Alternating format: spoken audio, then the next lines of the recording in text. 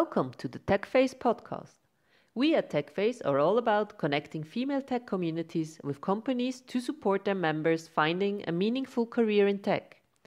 In this podcast, we interview women who have a career in tech to inspire your own journey. Let's listen to our next guest on this episode. Welcome to another TechFace podcast. Today we welcome Sandra. Sandra was once mentioned as a role model by the WeShape Tech community, which is one of the communities we're working as well. And we thought she has quite an interesting profile because she's working in cybersecurity. Sandra, welcome to the podcast and introduce yourself a little bit. Thank you, Priska. My name is Sandra Tobler. I'm co-founder and CEO of a Zurich-based cybersecurity company called Futurae, and we innovate around strong customer authentication, which is basically we make logins secure, which are customer-facing, which can be e-banking, customer portals, IoT devices where you interact with for services. So yeah, that's what we do for 4 years now. I founded Futurae together with two co-founders. We were born out of ETH Zurich as a typical ETH spin-off. What was it that brought you to founding this startup? What interested you in this area? What was your background? I was working in the IT industry for the last 14 years. First, I was in IBM for many years, a large international corporate, where I basically learned end-to-end IT as an industry, from services to software, hardware, like really end-to-end, what it means from a customer perspective and from a product perspective. Then I made a small detour to location promotion export, where I was heading the IT responsibility for industry, and where I consulted companies and a lot of tech companies, also going international, with my last position in San Francisco, where I was opening the office for the Swiss State Secretariat to do the same. And so basically throughout my career, I always was astonished that with increasing digitization, you still have extremely old products and a very narrow-minded perception of IT security. And IT security was always perceived as like a tick box somewhere on a compliance sheet, and never really an integral design element of a product.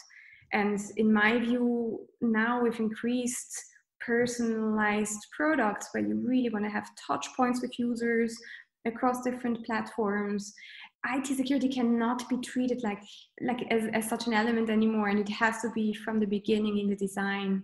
And that's something that I always thought surprising that it's not there yet. And when I lived in the US, I met my two co-founders, and they were exactly passionate about this topic. And so one led to the other, and we complemented each other. And that's why we decided founding a company in this respect. So your co-founders are from the US or from Switzerland as well? No, we're all now back in Zurich. I mean, they both lived in Zurich during their PhD. And so I also moved back 3.5 years ago. And so one is from Greece and one is from Italy. So we're a very international team, but we're based in Zurich. Going back to the very beginning, what made you choose first to go into tech before you started your career? Did you have any connection to technology as a kid already, or what was your inspiration? I think it was more from a bigger picture point of view. I was studying international relations, but I wrote a paper on internationalization of IT, because I kind of thought IT is the underlying element that makes countries advance in infrastructure or not advance. So from that perspective, it's a very powerful element. And very quickly, I was aware that I wanted to work for a tech company. And throughout my studies, I worked at the World Economic Forum, where I was working for a department that was supporting tech companies, also in Davos in the annual meeting. And through that, I was exposed to some of the world leaders in the tech industry. And ever since, I was stuck in that space, because I thought it's the most powerful area, the most powerful industry, but also from a cultural perspective, maybe the most creative one. with all positive and negative elements you read in news, I think technology is still very democratic, where comparatively to other industries, they're rather flat hierarchies.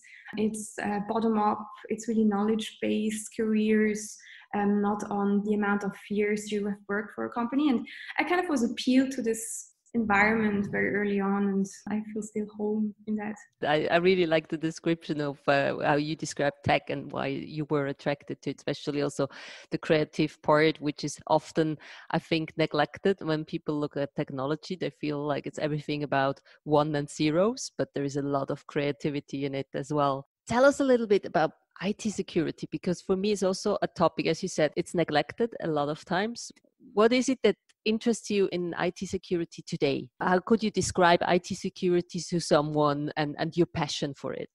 So, as I said, I think especially in highly regulated areas, I mean, our company sells B2B, so we sell to other companies, not to end users. But especially in companies, you're known to do IT in general very long term. So you have large IT infrastructure projects you sign off today, and then maybe in 2-3 years you have something that goes live and goes into production. And this is a way that worked maybe if you have a static area where you don't have a lot of change over time. But in today's world, you have, especially in IT security, so many constant changing elements. The threat landscape, like how the operating systems evolve, like there's so many dependencies that influence your infrastructure.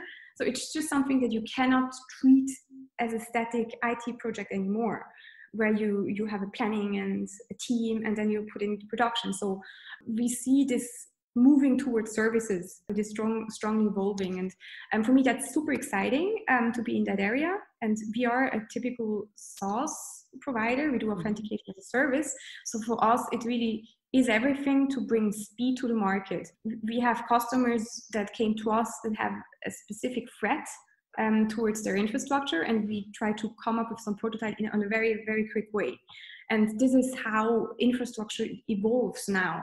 And this is something that is not fully understood by the industry. It depends a bit also from industry to industry. And we also see ourselves as a bit of at the forefront of bringing organizations towards that and to create awareness that infrastructure will have to go into this direction. And the cloud movement is, of course, a very important element in this whole movement, but it goes far beyond that. It's really a change of the mindset, how you create and build infrastructure. And for me, IT security is the most vulnerable because it's really the one that protects, let's say, an atomic center from a major crash, a bank from a major data breach, a health organization with health records from a major reputational issue. So it's one of the most core elements that those organizations need to protect. Mm-hmm. And that's why I think it's extremely interesting to innovate in this respect. What do you think is the biggest threat right now in the IT industry? Like when you talk to clients now, what kind of threats are they facing? I would say the biggest issue is really cultural. If someone is not aware that they're in danger, and trust me, there are lots of them that think A, that they have really good knowledge in-house, B, they think they're very good with their infrastructure, although they're maybe not necessarily. So not, how to say, that there's on the one hand side this overreacting, because we read a lot in the media about cyber threats, especially during COVID-19 times. We read that their organizations are more exposed to cyber attacks.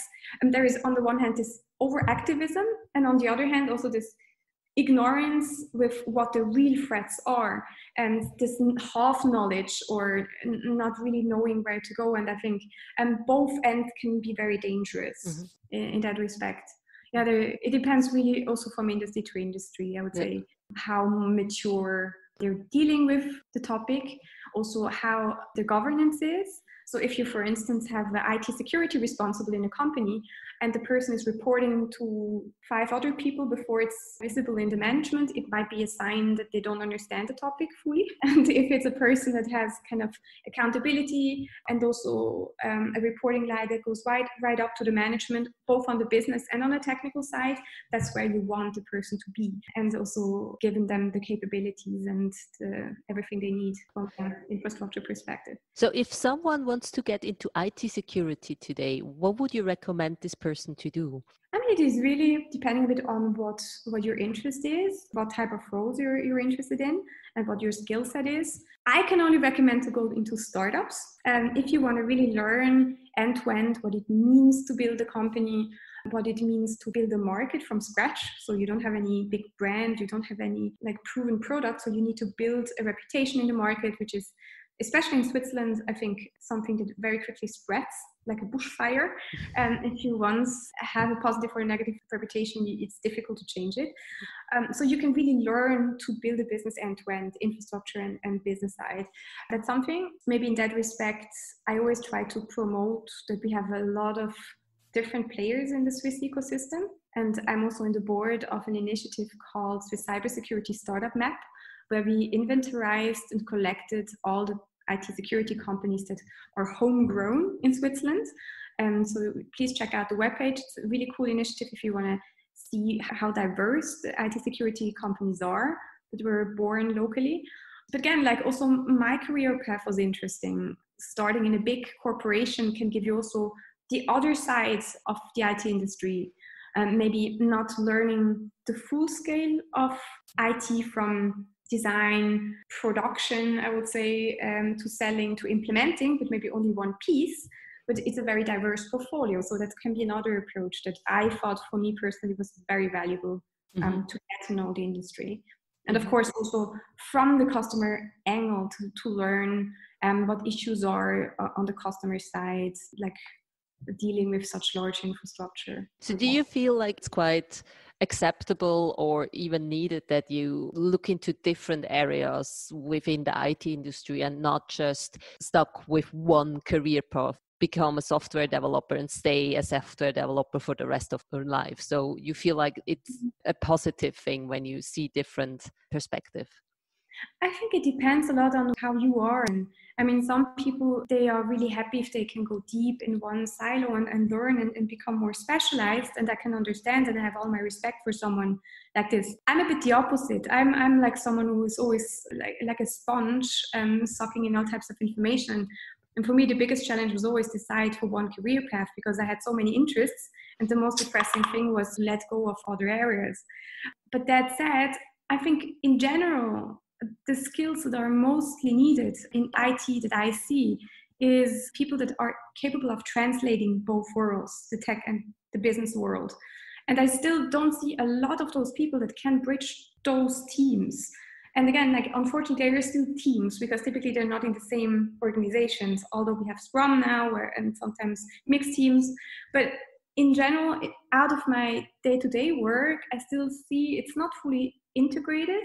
And so people that have maybe an engineering background, they want to evolve into a product owner role or a management role, I think are in high demand and are the ones that are really interesting interfaces in organizations. And vice versa, meaning business people who'd like to go more into the tech area. Are these also in high demand, or how do you see this?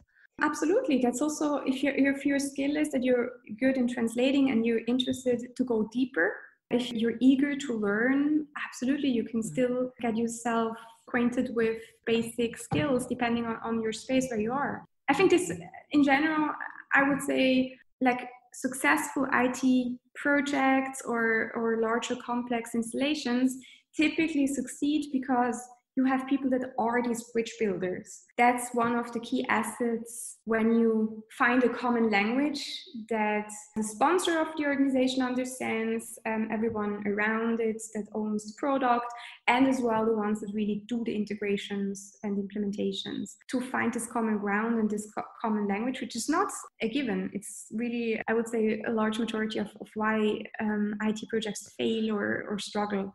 I agree to that. I have some of this experience as well. I used to work as a business analyst, and it was always like translating from business side to the development side, and complete different pictures. Was always funny to see how that evolved then over time. They don't speak the same language, so they don't talk about the same stuff, which makes it very complicated to work on something. Where do you see the future of tech going? Like, do you think there is a specific area which will have more attention, or what is your prediction on tech?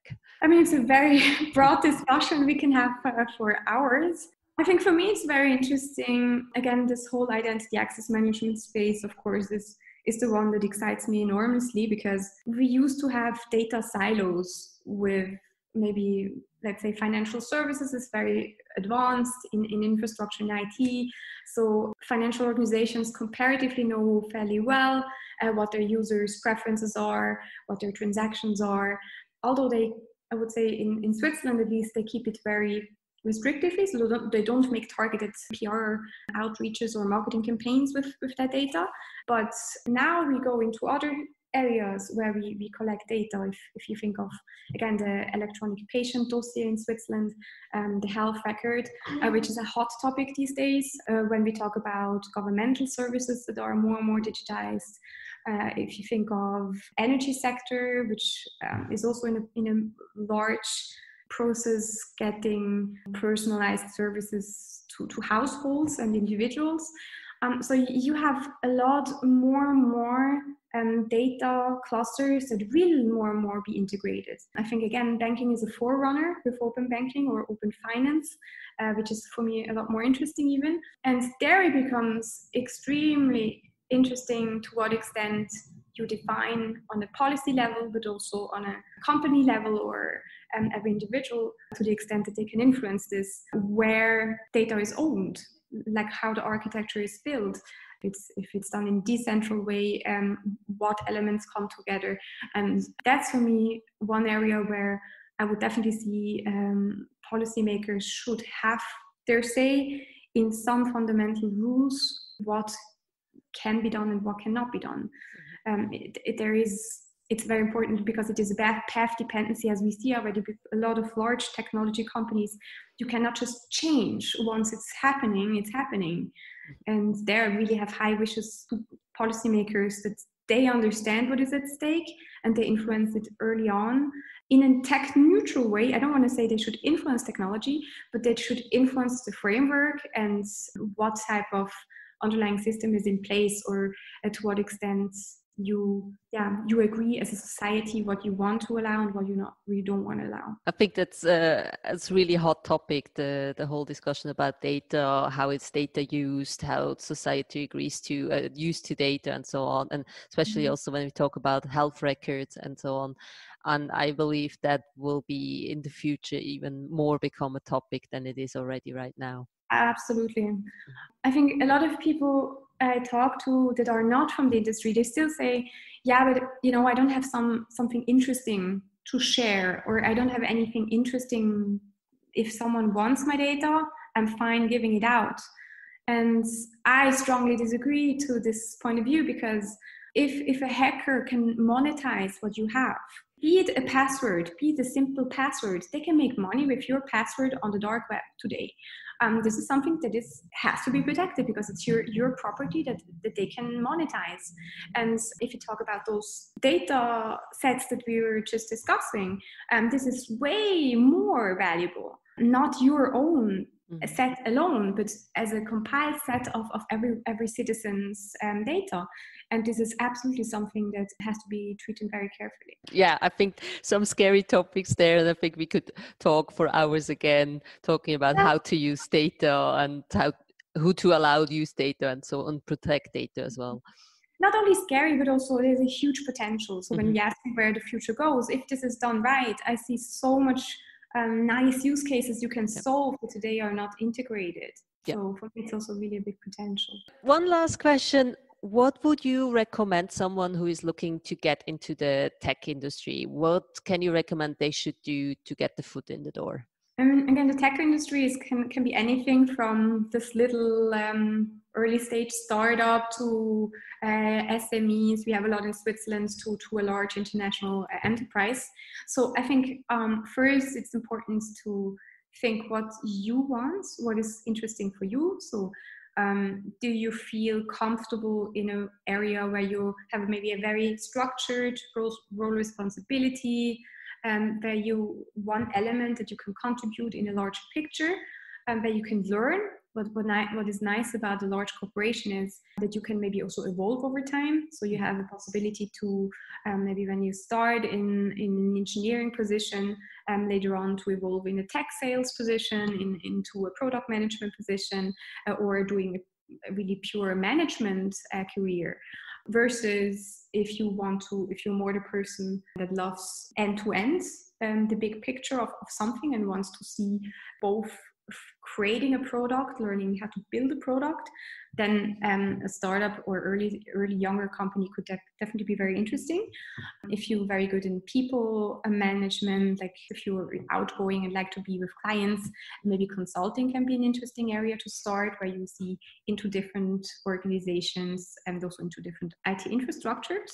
I think all have their interesting aspects, and it depends a bit on what you are good at and what you like to do. This also shows the possibility for everyone to get into the tech industry. So it's not just for specific people who will find opportunities. So I think everyone can find an opportunity and a place for themselves in the tech industry. Absolutely. And even I would go as far as saying like there is no such thing as the tech industry anymore, since everything is technologized over time, right? Mm-hmm. So even the watchmaking industry now looks for software engineers, and they're building their tech departments. I mean, everyone is going through these processes, except you want to become baker. So a lot of areas build online stores and need technological skills. And I think there's so much potential for new jobs we don't even know about. You might even need some technology when you become a baker. You can distribute online. I mean, your baking process, improve your baking process with robots. Thank you very much for sharing all your insight. Before we close this interview, let me ask you some speed question, and I ask you to just tell me what's on top of your mind. Sure. Who is your favorite female role model? Tough one. I would say definitely women that maybe were against the odds of their time, doing things that excited them. I mean, maybe one that comes to my mind is Ada Lovelace, which again has been so much ahead of her time in the 19th century. But that's just symbolically for many others, I assume. What is your most important skill?